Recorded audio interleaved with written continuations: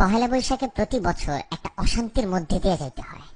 যেমন ঈদের আগে দোকানদাররা একটা চাপের মধ্যে থাকে কাস্টমারদের, তেমনি একটা হাজবেন্ড বা বয়ফ্রেন্ড একটা মানসিক চাপে থাকে তার বউ বা গার্লফ্রেন্ডের কাছে। এমনই একটা গার্লফ্রেন্ড যখন তার বয়ফ্রেন্ডকে পহেলা বৈশাখ নিয়ে কথা বলে তখন, জান একটু আসো না, কথা আছে। বলো। আচ্ছা বলো তো, কোন শাড়িটা সুন্দর, এইটা না ওইটা?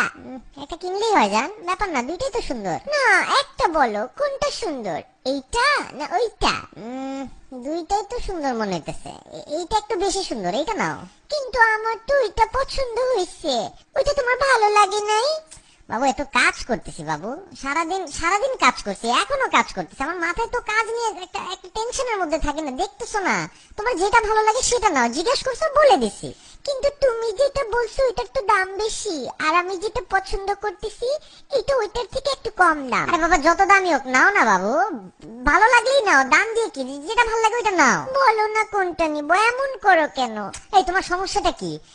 দুই দিন আগে জিজ্ঞেস করলে দেশি মুরগি কিনবো না ফার্মের মুরগি, তোমার বললাম ভাই তুমি ফার্মের মুরগি কিনো, তুমি গিয়ে কিনে আনলা 4টা দেশি মুরগি 4টা ফার্মের মুরগি, ইচ্ছাটা তো তোমারই পূরণ হইলো তাই না? তারপর জিজ্ঞেস করলা লাল শাক কিনবো না পালং শাক কিনবো, ভয়ের চোটে কোনো কথাই বলি নাই, কিনে আনলা লাল শাক, যদি বলতাম পালং শাক তাহলে দুইটাই কিনে আনতা। আজকে আবার শুরু করলা শাড়ি নিয়ে, পাইছোটা কি আমারে তুমি? ও মা, একটা শাড়ি কিনবো তোমার জন্য, সাজবো তোমার জন্য, একটু সুন্দর হব, একটা পয়লা বৈশাখের একটা ফিলিংস আছে না, একটা একটা ঝাঁকানাকা আছে না, সেটাও কি জিজ্ঞেস করলে দোষ? কথা তো একটা শাড়ি পর্যন্ত লিমিট থাকতেছে না। আমি কি তোমারে কোনোদিন জিজ্ঞেসি জান কোন জিন্স পরবো, কালো না নীল? জান কোন টি শার্ট পরবো, হাফাতা না ফুলাতা?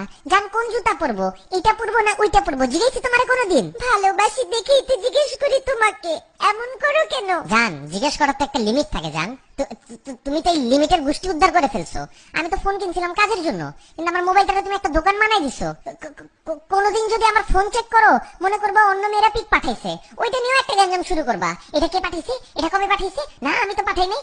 এত পিক পাঠাইছো তোমার নিজেরও তো মনে থাকবে না কোন পিক তুমি দিছো। আমার লাইফটাতে তো একটা দোকান বাজার বানাই দিতেছো তুমি। এত সিম্পল একটা ব্যাপারকে এত বড় করতেছো তুমি। দুইটা শাড়ির কথাই তো জিজ্ঞেস করছি, তোমার কাছে সিম্পল লাগতে পারে জান, আমার কাছে তো সিম্পল লাগতেছে না। তোমার কাছে দুইটা শাড়ি, আমার কাছে তো 2 কোটি শাড়ির সমান লাগতেছে। বলতেছি এটা কেন, তুমি বলতেছো ওইটা কেন না। তখন যখন বলি ওইটা কেন, তুমি বলতেছো এইটা কেন না। মানে শাড়ির মধ্যে তো হাজার ধরন দেখো তুমি একটা শাড়ির মধ্যে, তোমাদের মেয়েদের মতন তো এত নিখুঁত চোখ আল্লাহ আমাকে দেয় নাই। তোমার কারণে প্রতিদিন একটা আতঙ্কে আমি বাস করতেছি।